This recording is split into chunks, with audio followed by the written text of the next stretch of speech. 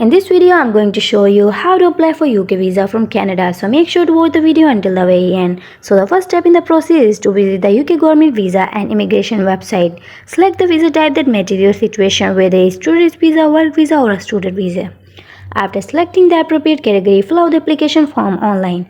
Once the form is complete, you need to pay the visa application fee. The fee varies depending on the visa type, but it generally ranges from $100 to $400 Canadian dollar. You need to gather several documents such as valid passport, proof of funds, or any documents supporting the purpose of your visit.